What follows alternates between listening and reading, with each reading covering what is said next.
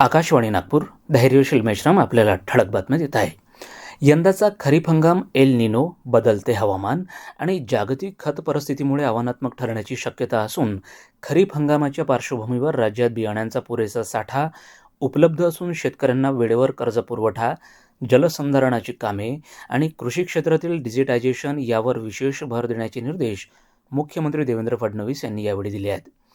वर्धा, चंद्रपूर, गडचिरोली विधान परिषद स्थानिक प्राधिकारी द्वैवार्षिक निवडणुकीकरिता चंद्रपूर जिल्हाधिकारी वसुमना पंत यांनी विषयनिहाय नियुक्त करण्यात आलेल्या नोडेल अधिकाऱ्यांची बैठक घेऊन कामाचा सविस्तर आढावा घेतला.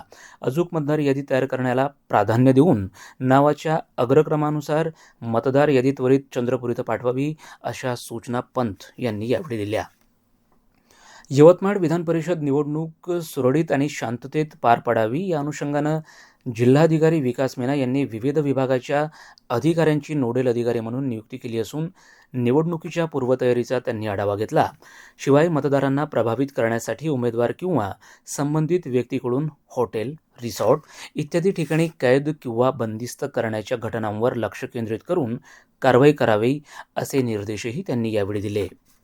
क्रिकेट. IPL क्रिकेट स्पर्धेत आज गुजरात टायटन्स आणि चेन्नई सुपर किंग्स यांच्यात अहमदाबादच्या नरेंद्र मोदी स्टेडियमवर सामना सुरू आहे.